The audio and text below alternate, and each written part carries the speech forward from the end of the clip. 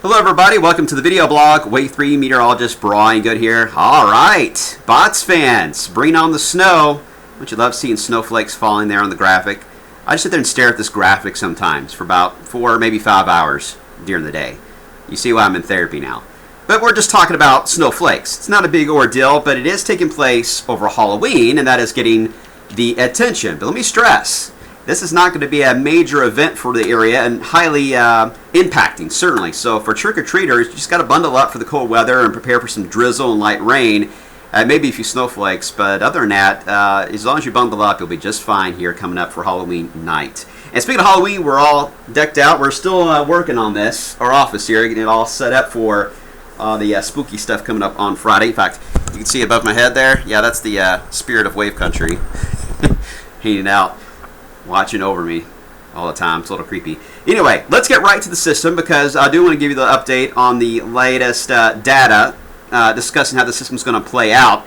And again, not a major event, but the first flakes of the season always get attention here in Kentuckiana, so we at least want to address it, and then I'll give you some model fun toward the end here. Alright, let's start you off with the latest look at the satellite and the radar. Hey, nice day out there. Temperatures not bad, 63 at the moment.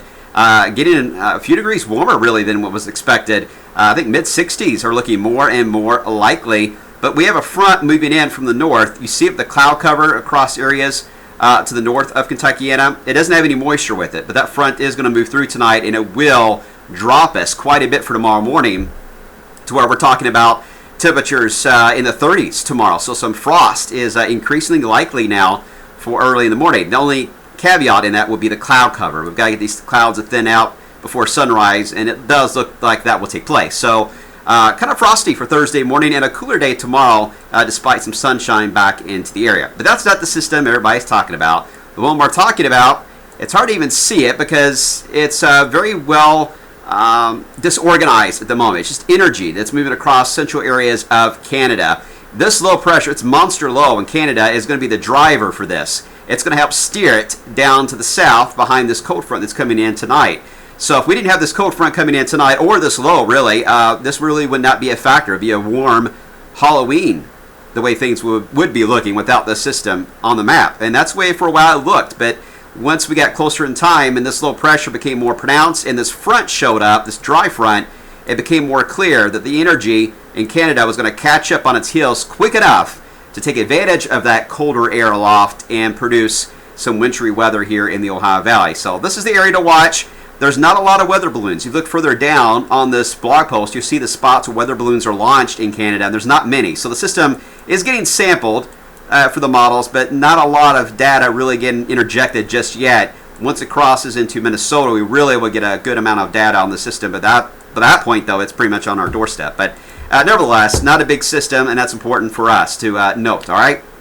Temperatures, cold up there to the north as well. I got 37 International Falls. This is the core of the colder air behind that front moving in from the north tonight. So we had a cold front yesterday. Didn't do much for us, really. It just kicked up the winds and got rid of the rain. But this is the one that's going to be the temperature changer for us for tonight and for tomorrow. So here's the latest. Now I'm going to show you the NAM model first. I do think it is the better handle on what is likely to happen. The cloud cover is expected to increase Thursday night. And I do think whatever temperature we are at midnight, Thursday night, Friday morning, will likely be our high for the day on Friday, Halloween. Because the cloud cover will keep us like a blanket. It'll act to keep our temperatures up. And then some drizzle will break out to our west as the overnight period takes place. So I do think tomorrow, or actually a Friday morning, not tomorrow morning, but Friday morning, Halloween morning, you see we drop to 46 from temperatures near 50 during the overnight. So we start to drop early in the day, areas of drizzle around, kind of a gloomy start to the holiday, certainly. As we head into the afternoon, I think we'll hold steady, if not continue that fall, into the low to mid 40s. So when trick-or-treating starts at this point, prepare for 40s, but keep in mind there's be some gusty winds through the area, so you got to shave about 10 degrees off of what we're showing here. So wind chills, what it'll feel like, will likely be into the mid to upper 30s at times with those stronger wind gusts. So dress for that and for a little bit of patchy drizzle. So if you have costumes that involve makeup, you may have it running down your face there a little bit. Keep that in mind. And then as we get into after sunset, that is when the low pressure itself is really going to get wound up in eastern Kentucky, and the cold air catches up and it changes over to snow. You see how quickly that passed by? That's how quick it will happen. It's going to pass through the area rapidly as we head into the overnight period and we dry out. But notice the temperatures do not get to that freezing mark or below until most of the snow, or the precip in general, is already out of here. So there's only a very narrow window, and I do mean very narrow window. I would say from about 10 o'clock Halloween night to about maybe 2 or 3 a.m. Saturday morning, that some of us may see a burst of flurries or some light snow on the back side of the moisture belt as it pulls away from Kentuckiana. But you got to be close to 32 for it to accumulate for the grassy areas and rooftops. It will not stick to the roads. I do not see an issue there. I'm talking about grassy areas and rooftops only. May briefly turn white if you get a heavier snow burst before it leaves.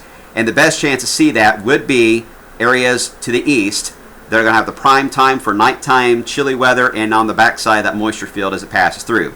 Let me show you what the NAM is doing for snow accumulations. It's picking up that exact same idea, that only the far eastern areas, east of 65 mainly, would have the highest risk to see a quick burst before it ends.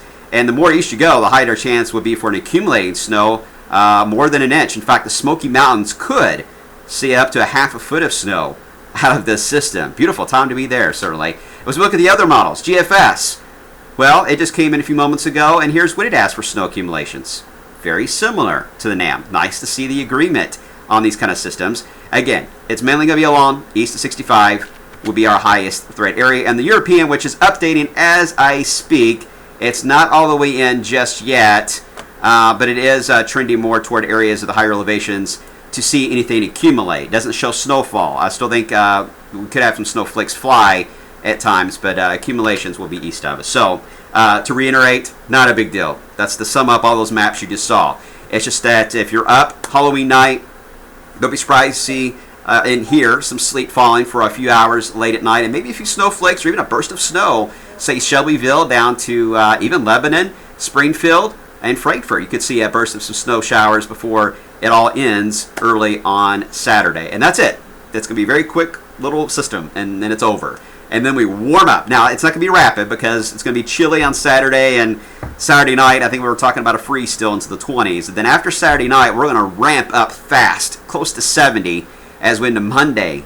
That's a quick turnaround. And then we're going to track some showers and thunderstorms either election day or the day after, and that's going to be fine-tuned. We're still trying to figure out if it's going to be Tuesday or Wednesday. The trend is to push it to Wednesday, but there's going to be a band of rain, perhaps some of that locally heavy, for the middle portion of next week with that warmer weather. All right, so there you have it. Just a taste of winter, just a small taste, but I just want to make sure that I was clear in talking to you guys today that this is not going to be a huge event, just a fun one, and dress accordingly for your costumes and have fun, and make sure to eat lots and lots of Twix for me.